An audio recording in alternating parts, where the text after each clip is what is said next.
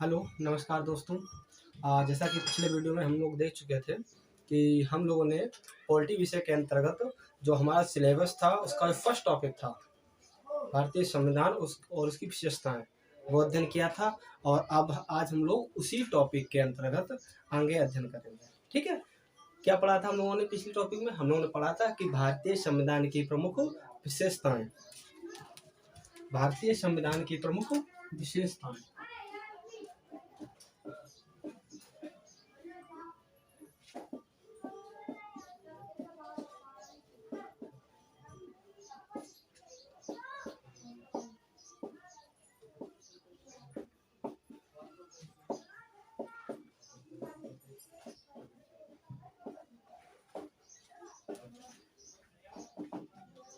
हम लोग का फर्स्ट टॉपिक था भारतीय संविधान की प्रमुख विशेषताएं पर।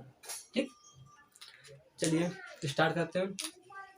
जैसा कि आप सभी को पता है कि हमारे देश का संविधान बहुत ही बड़ा संविधान है। ठीक है, तो जो भारत का संविधान है ये इतना बड़ा है, इतना बृहत है, तो उसकी बहुत सारी विशेषताएं भी हैं।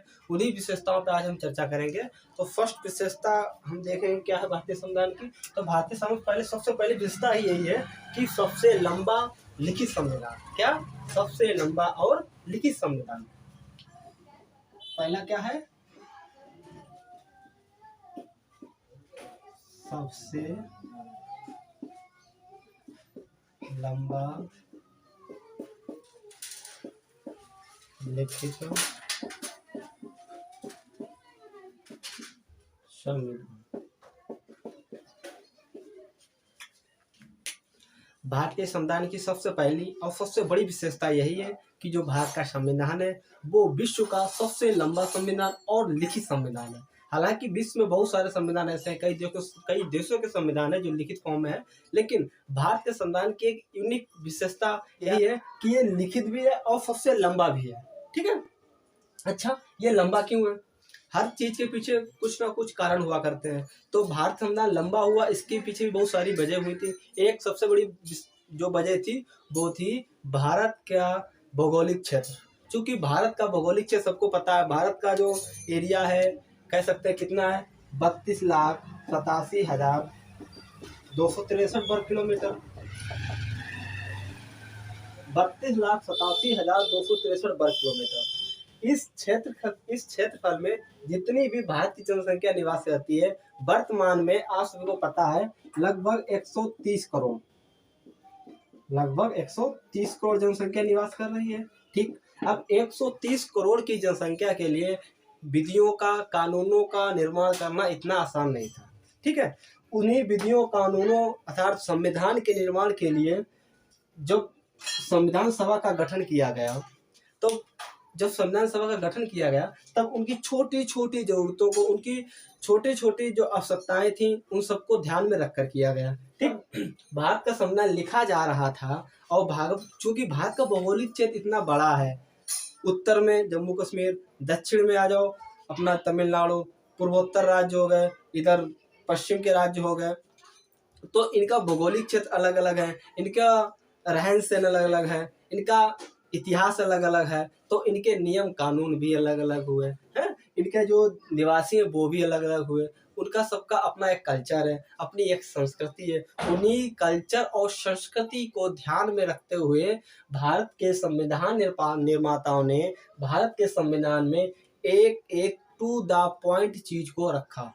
उसी टू द पॉइंट चीज का वर्णन करने के कारण ही भारत का संविधान इतना लंबा हो गया। ठीक, अगली बात, अगर भारत का संविधान सबसे लंबा लिखित संविधान है तो कितना लंबा है ये भी तो जरूरी है, कितना लंबा है। तो देखो, भारत के संविधान में जब संविधान सभा का निर्माण हुआ था उस समय की बात कर रहा हूँ, अर्थात मूल संविधान में 395 अनुच्छेद हुआ करते थे। कितने? 395 अनुच्छेद हुआ करते थे। 395 अनुच्छेद हुआ करते थे। 22 भाग हुआ करते थे। कितने भाग हुआ करते थे? 22 पार्ट्स। मतलब भारत का संविधान 22 भागों में 395 अनुच्छेद में विभक्त था। कितना? 22 भाग और 395 अनुच्छेद में। उसके बाद 8 अनुसूचियां हुआ करती थी। 8 अनुसूचियां हुआ करती थी। कितनी सूचियां हुआ करती थी? 8। अच्छा, अब बात यहाँ पे ये आती है कि ये तो पार्ट हो गए, ये आर्टिकल हो गए, ये शेड्यूल हो गए, ठीक, अनुसूचियां हो गई। अच्छा, भाग तो समझ में आता है, अनुच्छेद तो समझ में आता है, अनुसूचियां क्या होती है, इनकी जरूरत क्यों पड़ी संविधान में? तो समझिएगा, जिस प्रकार हम लोग बुक पढ़ाते हैं, कोई एक बुक पढ़ते हैं, उसमें क्या होता है, उसमें ये जो भाग है वो होता है चैप्टर, पार्ट मतलब चैप्टर हो गया। सेकंड में अनुच्छेद जो होते हैं वो किसी पार्टिकुलर चैप्टर के टॉपिक होते हैं, किसी पार्टिकुलर चैप्टर के टॉपिक होते हैं। ये तो हमने कंपैरिजन कर लिया एक बुक को संविधान से।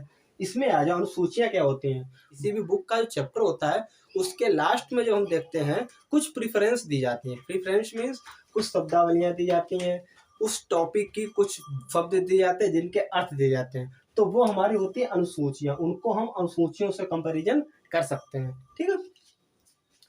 ये तो हमने बात कर ली मूल संविधान की। किसकी? मूल संविधान की। ये प्रावधान थे मूल संविधान के। अब आते हैं वर्तमान में। वर्तमान में हमारे संविधान में क्या क्या रखा है, चलिए देखते हैं, उसकी बात कर लेते हैं। मूल संविधान में 395 अनुच्छेद, 22 भाग और 8 अनुसूचियां थी। लेकिन वर्तमान का जो संविधान है ना, उसमें 465 प्लस आर्टिकल हैं। कितने? 465 प्लस अनुच्छेद हैं, ठीक। 22 भाग हैं। कितने भाग हैं? 22 भाग हैं और 12 अनुसूचियां हैं। 12 अनुसूचियां हैं। यहां से कंपैरिजन कर लेंगे हम कि जो मूल संविधान था, क्या मूल संविधान में 395 अनुच्छेद थे, 22 भाग थे और 8 अनुसूचियां थी। लेकिन वर्तमान में क्या है? 465 प्लस अनुच्छेद। ये चीज ध्यान रखना, अभी डिफाइन नहीं है कि 465 है, यहाँ कम है, 465 प्लस, ध्यान रखना। अगर ऑप्शन में आपको सबसे पहले देखिए, अगर किसी एग्जाम में यह प्रश्न आता है कि भारतीय संविधान में कुल अनुच्छेदों की संख्या कितनी है, तो आपको टिक करना पड़ेगा 395, ठीक है। उसके बाद अगर आपको ये नहीं मिल रहा है तो आपको ऑप्शन जो चूज करना है वो आपको चूज करना है 465 के आसपास। जो 465 के सबसे पास में हो, करीब में हो, वो हमारा ऑप्शन टिक करना है, ठीक। आगे मूल संविधान में भाग हुआ करते थे 22 और ये वर्तमान में बढ़ के कितने हो गए? 25, ठीक। मूल संविधान में अनुसूचियां हुआ करती थी 8, लेकिन वर्तमान में कितनी हो गई है? 4 इसमें इंक्रीज हो गई और कितनी हो गई है? 12, ठीक। अब हम लोग, ये तो हमारी पहली विशेषता हो गई भारतीय संविधान की कि भारत का संविधान सबसे लंबा और लिखित संविधान है। अब इसकी जो दूसरी और मेजर विशेषता है वो है भारत का संविधान के बाह्य और आंतरिक स्रोत, मतलब भारत का संविधान कहाँ से लिया गया है। क्योंकि देखिए, भारतीय संविधान के बारे में बहुत सी आलोचनात्मक टिप्पणियां हुई, बहुत से विद्वानों ने, बाहरी विदेशियों ने, बहुत से वकीलों ने टिप्पणियां की कि भारतीय संविधान तो उधारी का संविधान है, दूसरे देशों से चुराया गया है। लेकिन जब भारतीय संविधान सभा निर्वाचन चल रहा था, उस समय भारतीय संविधान सभा के जो, या भारतीय संविधान जिनको जनक कहा जाता है, डॉक्टर भीमराव अम्बेडकर, उन्होंने एक भाषण दिया था, एक स्पीच दी थी और लोगों के सारे डाउट को क्लियर करते हुए कहा था कि किसी भी देश से या किसी भी व्यक्ति से कोई अच्छी चीज अगर हमको मिल रही है, उसको लेना उधारी नहीं है, ना ही चोरी करना है, ठीक। आइए बढ़ते हैं सेकंड, इसकी जो सेकंड विशेषता है, सेकंड कैरेक्टर है, उसकी ओर। भारतीय संविधान, इंडियन कॉन्स्टिट्यूशन का जो second character, importance of major, ठीक है, भारतीय इंडियन कॉन्स्टिट्यूशन का जो सेकंड मेजर कैरेक्टर है वो क्या है?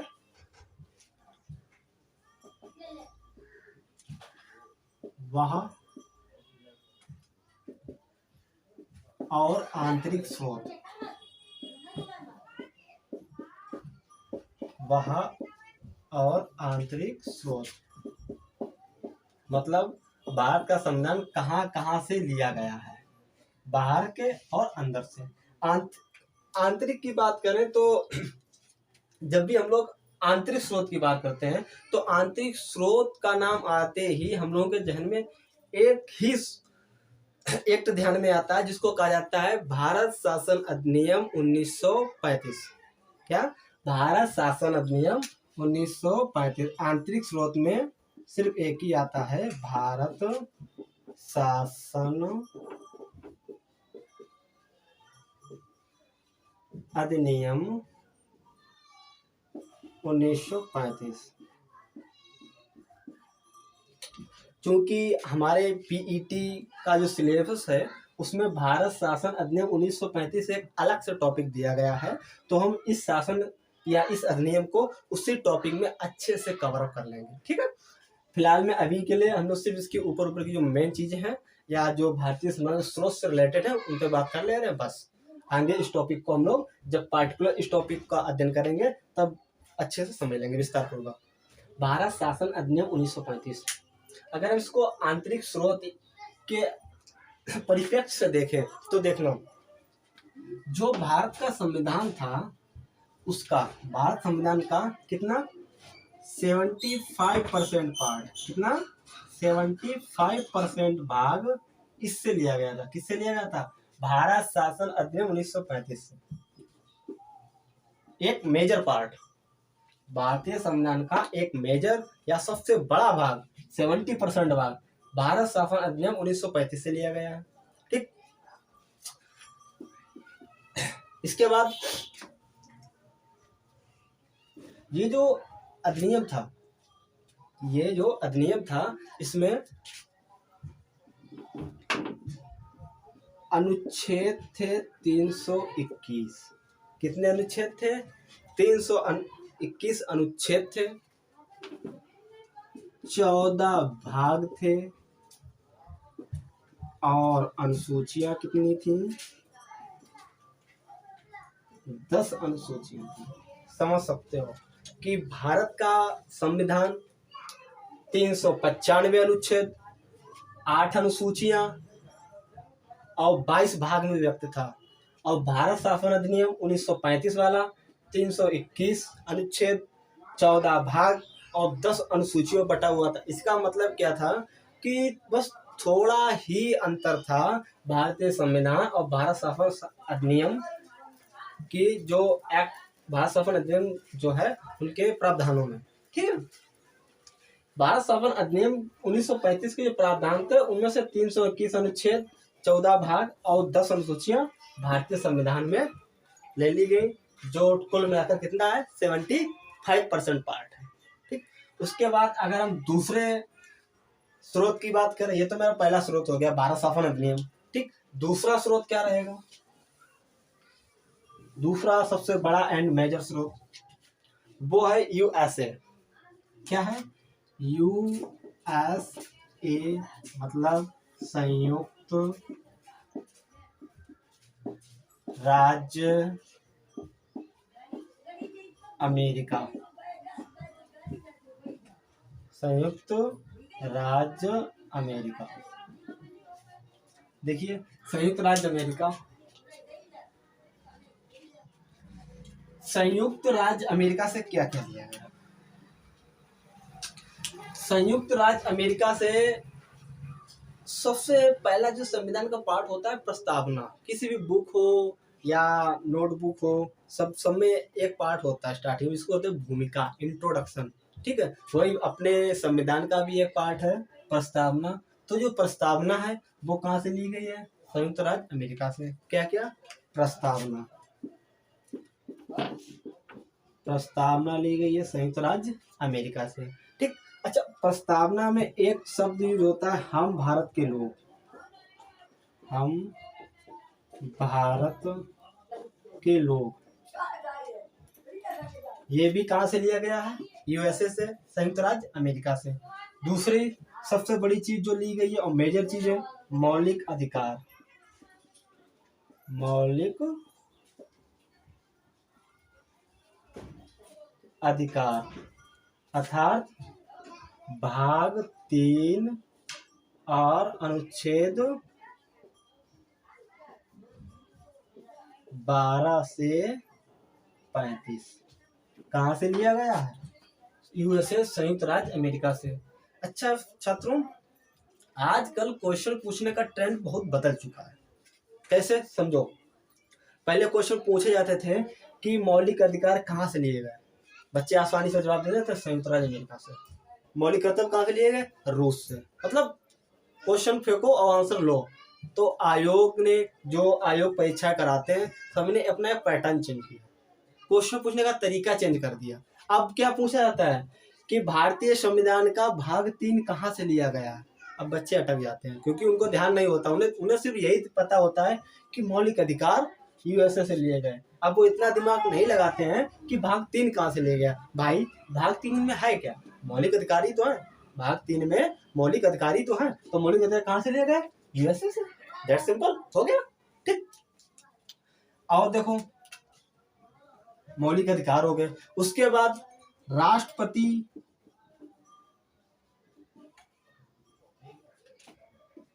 का पद, राष्ट्रपति का पद, राष्ट्रपति मतलब भारत का एक राष्ट्रपति होगा। ठीक, ये किस आर्टिकल में कहा गया है बताओ? 52, आर्टिकल 52। तो आर्टिकल 52, अगर हम पूछे आप लोगों से कि आर्टिकल 52 कहाँ से लिया गया है, तो क्या बताएंगे? यूएसए से। कहाँ से? यूएसए से। चलो, ये तो हमने राष्ट्रपति का पद दे दिया। उसके बाद अब हमने राष्ट्रपति को अगर पद दिया है तो राष्ट्रपति से पद हम ले भी सकते हैं, मतलब महाभियोग। राष्ट्रपति का महाभियोग कहाँ से लिया गया है? यूएसए से। ठीक है, यूएसए से ले लिया। उसके बाद अगला पद न्यायिक पुनरावलोकन। क्या? न्यायिक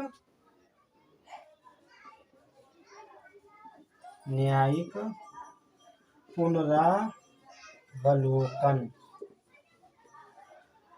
मतलब जुडिशियल रिव्यू।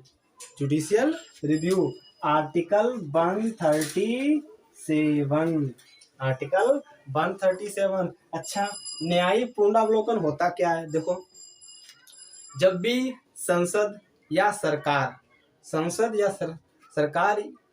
कोई भी कानून या नियम बनाती है, संसद या सरकार कोई भी कानून या नियम या कोई अध्यादेश लाती है, अगर वो भारत की जनता के हित में नहीं है या जो न्यायपालिका है वो उसको ठीक नहीं मानता है, तो उसको वो रद्द कर सकती है।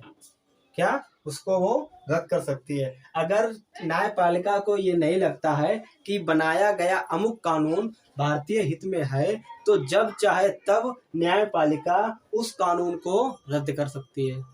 ठीक है। अच्छा, अगला देखो, न्याय पुनरावलोकन हो गया। अब आएगा उपराष्ट्रपति का पद। क्या आएगा? उपराष्ट्रपति का पद मतलब हमारा राष्ट्रपति साहब, उपराष्ट्रपति साहब, इनको हटाना कैसे है, और पावर मतलब न्याय पुनरावलोकन शक्ति, मौलिक अधिकार और प्रस्तावना, ये सारी चीजें कहाँ से ली गई हैं? यूएसए, संयुक्त राज्य अमेरिका से। उसके बाद एक जो इम्पोर्टेंट है वो है वित्तीय आपातकाल। क्या? वित्तीय आपातकाल, ध्यान रखना, वित्तीय आपात की बात, वित्तीय आपातकाल आर्टिकल 360।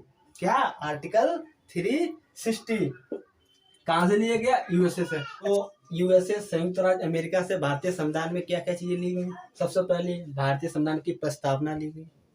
उस प्रस्तावना में यूज हुआ सबसे पहला शब्द हम भारत के लोग, यूएसए से लिया गया। उसके बाद मौलिक अधिकार, फंडामेंटल राइट्स, भाग 3 कहाँ से लिया गया? संयुक्त राज्य अमेरिका से। उसके बाद आता है राष्ट्रपति का पद, आर्टिकल 52, संयुक्त राज्य अमेरिका से लिया गया। इसके बाद महाभियोग मतलब राष्ट्रपति को हमको कैसे हटाना है उसके पद से, राष्ट्रपति को उसके पद से कैसे हटाना है, हम ने कहाँ से सीखा? संयुक्त राज्य अमेरिका से लिया। न्यायिक पुनरावलोकन, न्यायिक पुनरावलोकन मैं बता चुका हूँ, मतलब संसद द्वारा बनाया गया कोई भी कानून जो भारतीय हित में ना हो उसको निरस्त करने की शक्ति। क्या है? न्यायिक पुनरावलोकन। कहाँ से लिया गया? संयुक्त राज्य अमेरिका से लिया गया। इसके बाद आता है उपराष्ट्रपति का पद। उपराष्ट्रपति का पद हम लोगों ने कहाँ से लिया? संयुक्त राज्य अमेरिका से लिया। वित्तीय आपातकाल अर्थात आर्टिकल 360, वित्तीय आपातकाल आर्टिकल 360 हम लोगों ने कहाँ से लिया? संयुक्त राज्य अमेरिका से। अब हम लोग बढ़ते हैं अगले स्रोत की ओर। अगला स्रोत हमारा क्या रहेगा? ब्रिटेन। क्या रहेगा? ब्रिटेन से भी कुछ सीखा। क्या क्या सीखा आओ देखते हैं।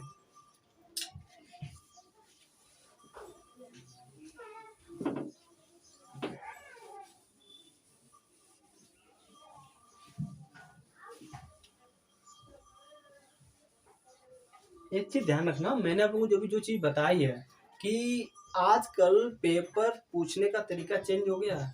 पेपर में जो प्रश्न पूछे जाते हैं उनका तरीका चेंज हो गया है। अब वो ये नहीं पूछता है कि मौलिक अधिकार कहाँ से लिए हैं, अब वो ये पूछेगा भाग 3 कहाँ से लिया गया है। ठीक है, उसी चीज पे। हाँ, एक चीज ये ध्यान रखना कि जैसा मैंने अभी आपको बताया था कि यूएसए से क्या क्या लिया गया है, यूएसए से क्या क्या लिया, इसको याद कैसे रखें, बहुत सारी चीजें हैं हम लोग भूल जाते हैं। तो यूएसए से जो हमने लिया है वो क्या लिया? पावर लिया है। पावर मीन शक्ति ली है। कैसे लिए समझना, इसको समझा देता हूं मैं। यूएसए से हमने पावर कैसे लिया? देखिए, प्रस्तावना ली हमने। प्रस्तावना का सबसे पहला शब्द लिया क्या? हम भारत के लोग। मतलब हम भारत के लोग का मतलब क्या हुआ? कि भारत की संपूर्ण जनता। मतलब जो भारत का जो संविधान है उसकी पूरी शक्ति किसमें है? भारत की जनता में। मतलब पावर, पावर किसके पास है? भारत की जनता के पास पावर है। ठीक, उसके बाद हमने क्या लिया? उसके बाद लिया मौलिक अधिकार। मौलिक अधिकार क्या होते हैं? कि भारत की सरकार के विरुद्ध हमारे कुछ अधिकार होंगे, भारत की सरकार के विरुद्ध हमारे कुछ अधिकार होंगे जिनका हम प्रयोग करेंगे, अर्थात उन अधिकारों पर भारतीय सरकार हम पे अपना दबाव नहीं बना सकती। ये भी हमारा क्या हुआ? पावर हुआ। पावर हो गया ना, कहाँ से लिया? यूएसए से लिया। उसके बाद आते हैं राष्ट्रपति का महाअभियोग। भारत का सर्वोच्च नागरिक, भारत का सर्वोच्च नागरिक या भारत का सबसे पहला नागरिक, भारत का सर्वोच्च पद, भारत का राष्ट्रपति, उसको हटाने की क्षमता किसमें है? हम लोगों में। मतलब पावर में। पावर है ना, उसको हटाना मतलब महाभियोग। महाभियोग क्या? पावर ही तो है। वो हमने कहाँ से लिया? यूएसए से लिया। उसके बाद का न्यायिक पुनरावलोकन। मतलब विधायिका द्वारा या संसद द्वारा बनाए गए किसी भी कानून को निरस्त करना, ये भी क्या? एक पावर ही तो है। कहाँ से हमने ली? यूएसए से ले डाली। ठीक, उसके बाद आता है उपराष्ट्रपति का पद। राष्ट्रपति के बाद जो पावर सबसे ज्यादा किसमें होती है? उपराष्ट्रपति में होती है। तो उसका जो पद है मतलब वो भी तो पावर ही है। वो हमने कहाँ से ले डाली? यूएसए से ले डाली। क्या है? पावर है। उसके बाद आता है वित्तीय आपातकाल। वित्तीय आपातकाल कैसा? कि जब भी देश में कोई संकट हुआ, रुपया पैसा का संकट हुआ है, तो उस समय हम इमरजेंसी लगा सकते हैं। लगा सकते हैं इमरजेंसी। मैंने बताया पावर। अच्छा, इसको एग्जीक्यूट कैसे करना है? जैसे मान लो किसी भी उसमें एग्जाम में प्रश्न आ गया कि न्यायिक पुनरावलोकन कहाँ से लिया गया है, न्यायिक पुनरावलोकन किस देश से लिया है, तो हम लोग कैसे, थोड़ा माइंड करो। न्यायिक पुनरावलोकन मतलब कि किसी भी कानून को या अध्यादेश को निरस्त करने की शक्ति, मतलब पावर। पावर कहाँ है? अमेरिका के पास। तुरंत टिक लगाओ, कहाँ? यूएसए या संयुक्त राज्य अमेरिका। ऐसे हमको इस चीज को एग्जीक्यूट करना है। ठीक है, अब हम लोग आते हैं किस पे? ब्रिटेन पे।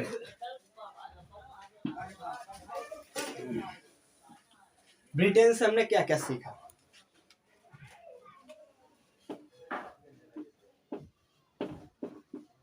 ब्रिटेन या यूके, इससे हमने क्या क्या सीखा? ब्रिटेन से, ब्रिटेन में देखिए, ब्रिटेन से हमने क्या ली? ब्रिटेन से हमने ली प्रणाली। क्या लिए? प्रणाली या व्यवस्था। प्रणाली या व्यवस्था। जैसे नागरिकता। क्या? नागरिकता मतलब एकल नागरिकता। एकल नागरिकता ये क्या है? ये भी एक सिस्टम ही तो है, एक प्रणाली ही तो है, एक व्यवस्था ही तो है। तो हमने कहाँ से ली? यूके मतलब ब्रिटेन से। एकल नागरिकता होती क्या है समझ लेना। एकल नागरिकता अर्थात भाग 2। किसमें? भाग 2 में जाएगी नागरिकता। भाग 2 होती क्या है?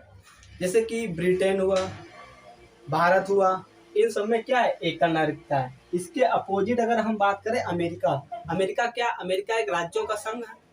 राज्यों का संघ है। ठीक, उसमें क्या? बहुत सारे राज्य हैं।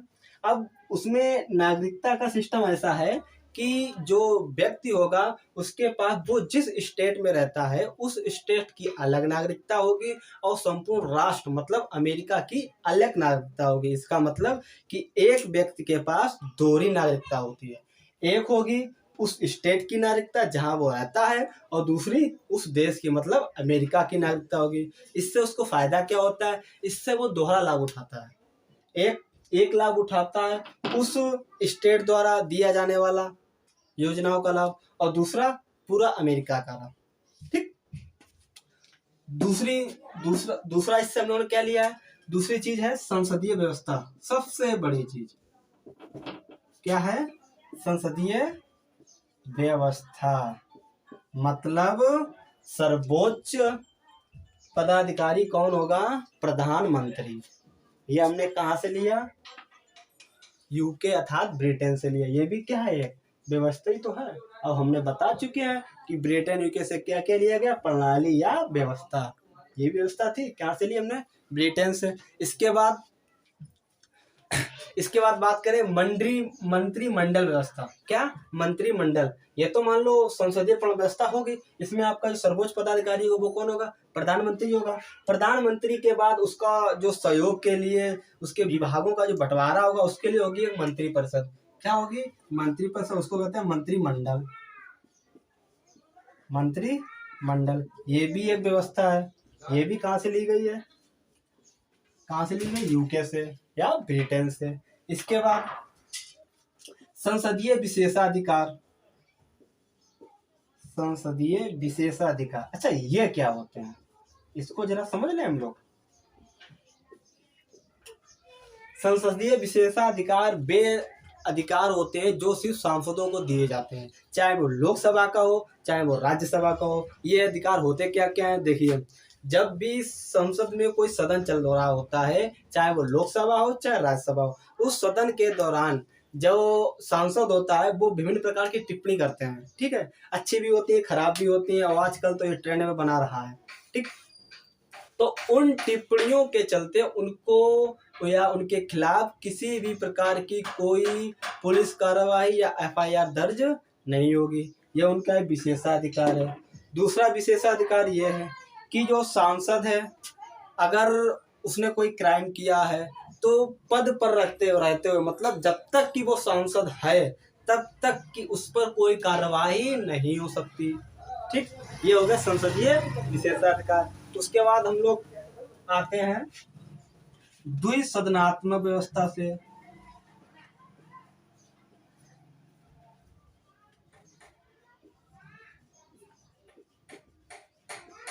ये भी व्यवस्था ही है। द्विसदनात्मक व्यवस्था मतलब क्या हुआ, दो सदन होंगे।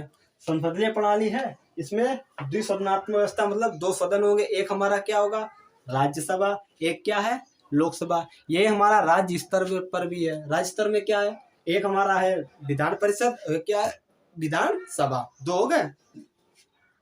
इसके बाद एक और मेजर, वो क्या है, विधि के समक्ष समानता। विधि के समक्ष समानता।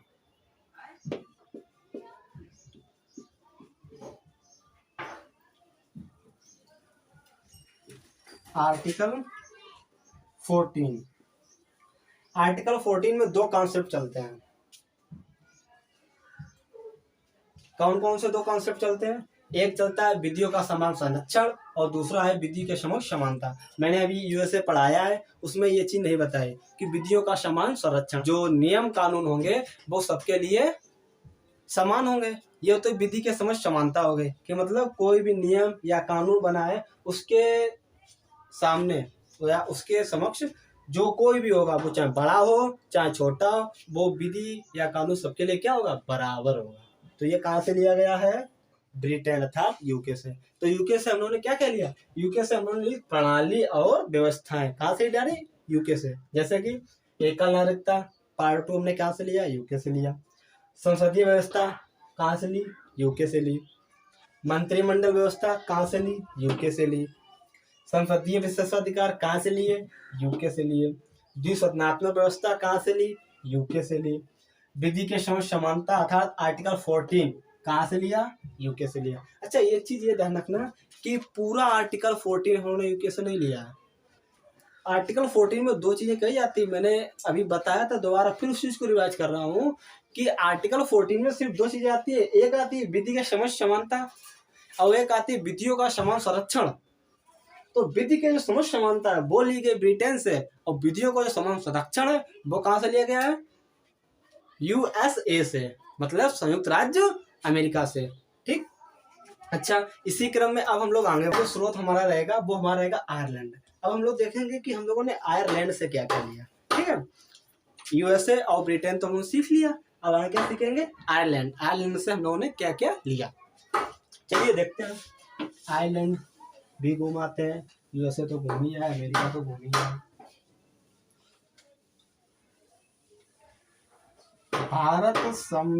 भारतीय संविधान निर्माण एक बहुत बड़ी प्रक्रिया थी, सभी लोग जानते भी होंगे। इसमें 2 वर्ष 11 माह 18 दिन का समय लगा था, और भारतीय जो संविधान निर्माता थे उन्होंने लगभग विश्व के सभी देशों की लगभग यात्रा की थी, और उनमें से 60 देशों से संविधान के कुछ पार्ट्स लिए थे, जिनमें से जो इम्पोर्टेंट थे वो मैं भी करा रहा हूँ। तो इसी क्रम में जो तीसरा हमारा रहेगा स्रोत वो रहेगा आयरलैंड। क्या रहेगा? आयरलैंड। आयरिश कॉन्स्टिट्यूशन से हम लोगों ने क्या क्या लिया? आयरिश कॉन्स्टिट्यूशन अर्थात आयरलैंड के संविधान से हम लोगों ने क्या क्या लिया। अच्छा, जब आयरलैंड की संविधान की बात आए, अमेरिका के संविधान से हम लोग क्या क्या लिया था? पावर ली थी। सारी पावर किसके पास थी? अमेरिका के पास थी। ब्रिटेन में क्या था? ब्रिटेन में सबरे सिस्टम था, सारा का सारा सिस्टम अर्थात व्यवस्था या प्रणालियां कहाँ थी? ब्रिटेन में थी। अब आते हैं आयरिश या आयरलैंड के संविधान में। तो आयरलैंड के संविधान में क्या है? निर्वाचन है और मनोनयन है। क्या है? निर्वाचन और मनोनयन। निर्वाचन और मनोनयन।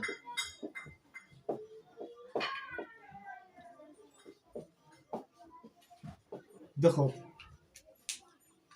निर्वाचन तो पता है, जनता द्वारा चुना जाता है।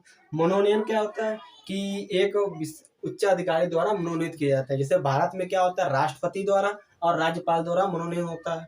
ठीक, आओ देखते हैं। आयरलैंड से जो राष्ट्रपति का निर्वाचन है, राष्ट्रपति का निर्वाचन,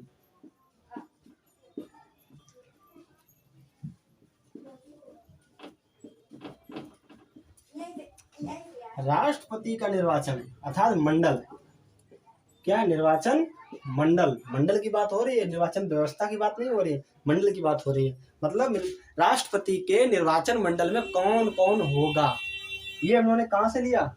आयरलैंड के संविधान से लिया। अच्छा, एक चीज पे कंफ्यूज ना होना कि अमेरिका के संविधान से भी हम लोगों ने राष्ट्रपति लिया और आयरिश से भी लिया। अमेरिका के संविधान से हम लोगों ने राष्ट्रपति का पद लिया था, और आयरलैंड के संविधान से हम लोगों ने राष्ट्रपति का जो पद है उसको कैसे फिल करना है, मतलब उसका निर्वाचन मंडल क्या होगा, ये हम लोगों ने कहाँ से लिया है? आयरलैंड के संविधान से लिया है। इसके बाद आयरलैंड के संविधान से हम लोगों ने राज्यसभा में जो मनोनयन होता है, क्या? राज्यसभा में मनोनयन, राज्यसभा में राष्ट्रपति साहब या राष्ट्रपति महोदय 12 सदस्यों का जो मनोनयन करते हैं, कला, साहित्य, विज्ञान आदि के क्षेत्र में जो अच्छे व्यक्ति होते हैं, जानकार होते हैं, उनका मनोनयन राष्ट्रपति द्वारा किया जाता है। किसमें? राज्यसभा में। ठीक, इसके बाद राज्यपाल। क्या? राज्यपाल।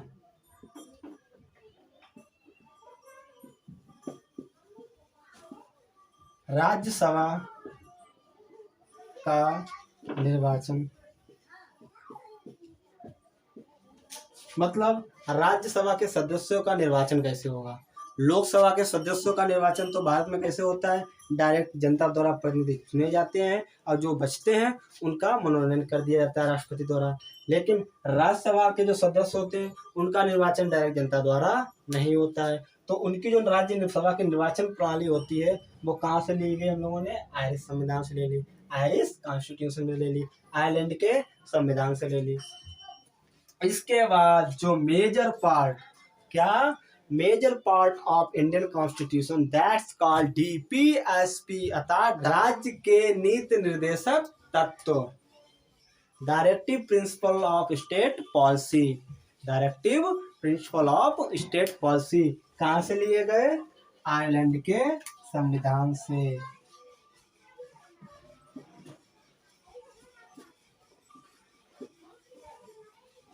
राज्य के नीति निर्देशक तत्व मतलब डीपीएसपी आयरलैंड के संविधान से।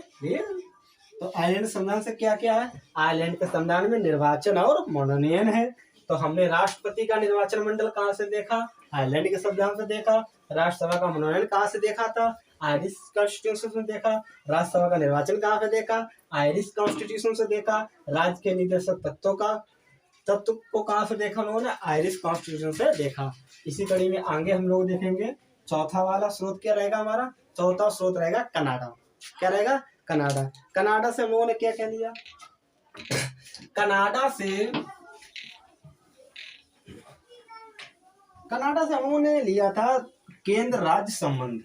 क्या, केंद्र राज्य, बस इतना ध्यान रखो। क्या ध्यान रखना है, कीवर्ड तुम्हारा क्या रहेगा, केंद्र राज्य, state and centre and state.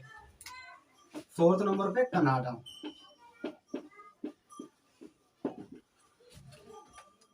देखो कनाडा से डाल लो, याद रहेगा, केंद्र राज्य संबंध, ये हमारा कीवर्ड रहेगा कनाडा के लिए। जहां भी केंद्र राज्य संबंधी शब्द आ जाए कनाडा उसको भेज देना, ठीक है। कैसे, केंद्र राज्य संबंध अर्थात भाग 11।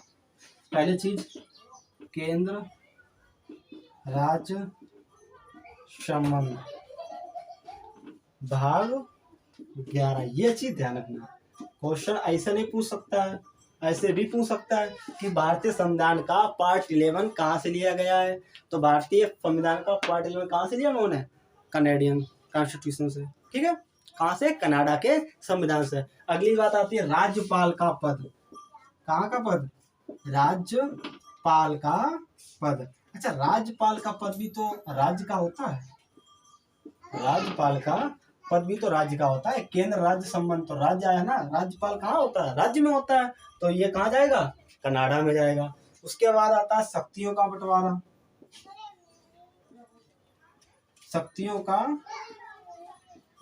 बंटवारा, शक्तियों के बंटवारे से मतलब क्या हुआ, आपने को ध्यान होगा, नहीं ध्यान होगा तो बता दे रहा हूं मैं कि भारतीय संविधान में शक्तियों का बंटवारा किया गया है। कुछ शक्तियां राज्य के पास हैं, कुछ शक्तियां केंद्र के पास हैं, और कुछ शक्तियां राज्य और केंद्र दोनों के पास हैं। राज्य की शक्तियों को राज्य सूची कहा जाता है, राज्य सूची का विषय कहा जाता है। केंद्र की शक्तियों को केंद्र सूची का विषय कहा जाता है, और जो दोनों की शक्तियां आती है उनको कहते हैं समवर्ती सूची का विषय, ठीक है। तो राज्य सूची और केंद्र सूची कहाँ से ली गई है, कनाडा के संविधान। ध्यान रखना, राज्य सूची और केंद्र सूची के विषय कहाँ से लिए गए, कनाडा से लिए गए। इसके बाद नेक्स्ट वाला, नेक्स्ट आ जाओ। नेक्स्ट में आता है संघात्मक व्यवस्था। देखो शक्तियों का बंटवारा कहाँ होता है, शक्तियों का बंटवारा कहाँ होता है, जहाँ पे संघात्मक व्यवस्था होती है, मतलब राज्यों से मिलकर संघ बनता है, वहीं पर तो शक्तियों का बंटवारा होगा। तो संघात्मक व्यवस्था कहाँ से ली गई, कनाडा से ली गई। संघात्मक व्यवस्था कहाँ से ली गई, कनाडा से ली गई। ये हो गया, ठीक। तो कनाडा से हम लोगों ने क्या कह दिया, केंद्र और राज्य। केंद्र और राज्य कहाँ से लिया, कनाडा से लिया। नंबर 1 केंद्र राज्य संबंध भाग 11 कनाडा से लिया। राज्यपाल का पद राज्य में होता है, कनाडा से ले लिया। शक्तियों का बंटवारा कनाडा से हमने किया। संघात्मक व्यवस्था कनाडा से उठाई। That's clear. चलो आगे बढ़ते हैं। अगला हमारा जो रहेगा वो रहेगा दक्षिण अफ्रीका। दक्षिण अफ्रीका सीखते हैं कि दक्षिण अफ्रीका से हम लोगों ने क्या क्या सीखा। चलो, भारत के लोग बहुत ज्ञानी थे, मतलब जहां भी जाते थे वहां से कुछ ना कुछ सीख के ही आते थे, उठा के ही लाते थे। इसलिए उनको चोर कह दिया गया। आप देखते हैं 5th नंबर, कहाँ से? दक्षिण अफ्रीका से। दक्षिण अफ्रीका से। दक्षिण अफ्रीका से हम लोगों ने क्या क्या लिया? दक्षिण अफ्रीका से हम लोगों ने एक ही चीज ली थी, संविधान संशोधन, जो बहुत इंपॉर्टेंट भी थी। क्या ली थी? संविधान संशोधन। संविधान संशोधन। अच्छा, इसको अनुच्छेद 368, क्या? आर्टिकल 368।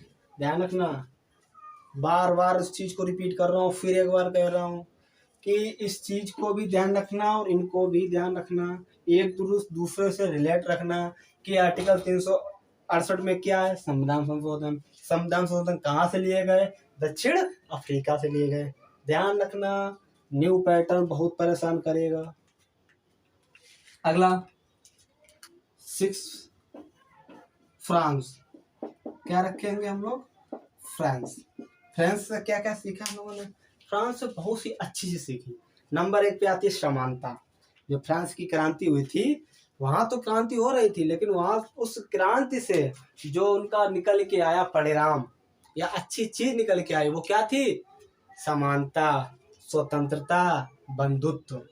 ये उस फ्रांस की क्रांति की क्वालिटीज थी या रिजल्ट थे कि फ्रांस में ये चीजें बहाल हुई। क्या क्या? समानता,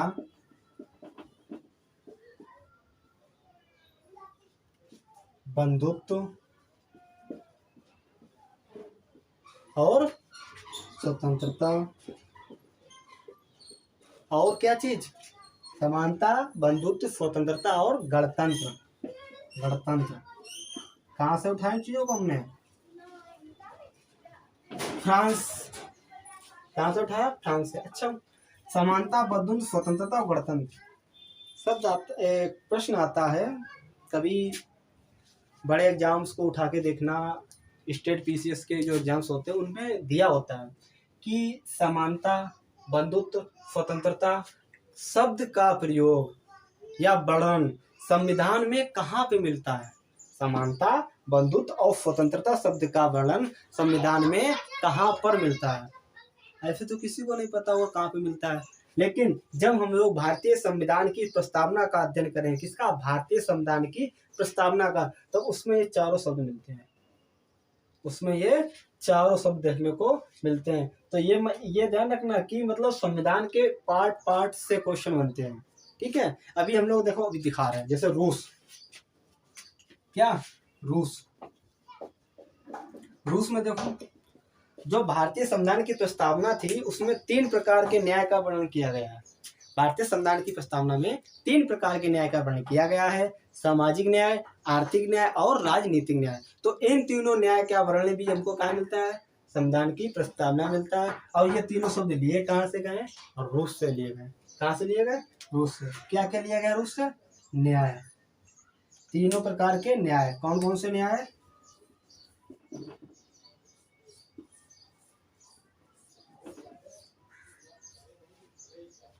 सामाजिक न्याय,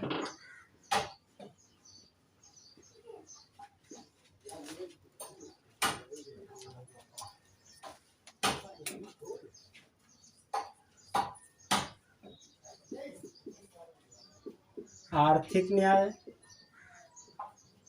और राजनीतिक न्याय। ये तीनों न्याय कहाँ से लिए गए?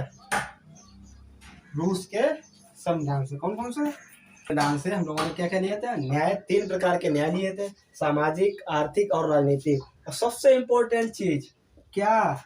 मौलिक कर्तव्य, फंडामेंटल ड्यूटीज। मौलिक कर्तव्य हम लोगों ने कहाँ से लिए थे? रूस के संविधान से लिए थे, यूएसएसआर के संविधान से लिए थे। भाग 100 का, इसको याद रखना, भाग 4 का या मौलिक कर्तव्य कहाँ से लिए हैं? रूस के संविधान में लिए हैं। अच्छा, इन सबके बाद अगला हमारा कौन सा कंट्री रहेगा?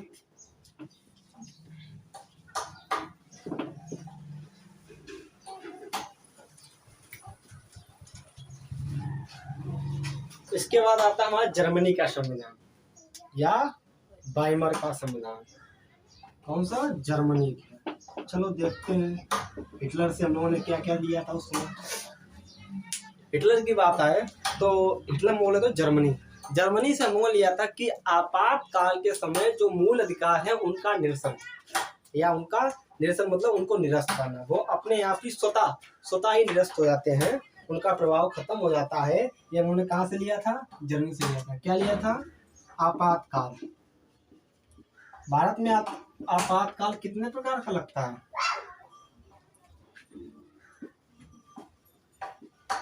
आपातकाल के समय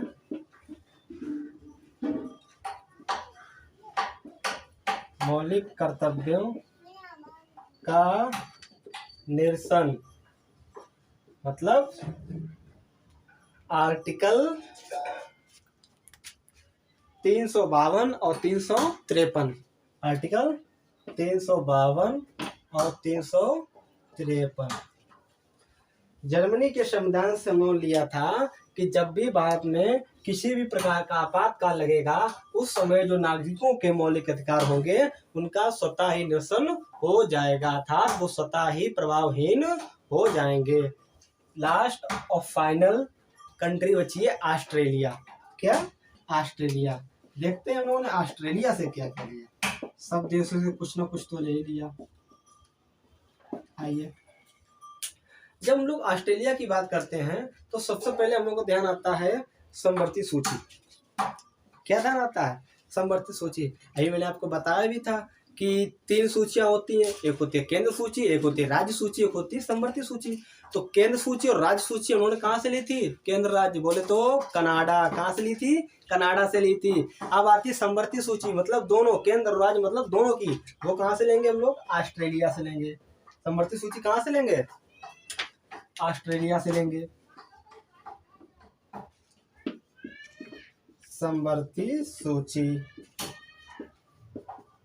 समवर्ती सूची लेंगे ऑस्ट्रेलिया से। उसके बाद एक आता है संयुक्त अधिवेशन। क्या आता है? संयुक्त अधिवेशन। ये प्रणाली हम लोगों ने कहाँ से ली? संयुक्त अधिवेशन की प्रणाली भी हम लोगों ने कहाँ से ली थी? ऑस्ट्रेलिया से ली थी। अच्छा, इसमें लिया क्या क्या था? संयुक्त अधिवेशन बुलाएगा कौन? राष्ट्रपति बुलाएगा। ये कहाँ से लिया? ऑस्ट्रेलिया से लिया। संयुक्त अधिवेशन की अध्यक्षता कौन करेगा? लोकसभा अध्यक्ष करेगा। ये कहाँ से लिया? ऑस्ट्रेलिया से लिया। उसके बाद संयुक्त अधिवेशन आता किसमें? आर्टिकल 108 में। आर्टिकल 108 में संयुक्त अधिवेशन आता है। लिया कहाँ से गया इसकी पूरी प्रणाली? ऑस्ट्रेलिया से। One important thing is remaining, that is preamble. क्या? प्रिम्बल की लैंग्वेज मतलब प्रस्तावना की भाषा शैली हम लोगों ने कहाँ से ली थी? प्रस्तावना की भाषा शैली।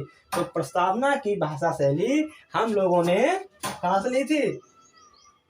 ऑस्ट्रेलिया से।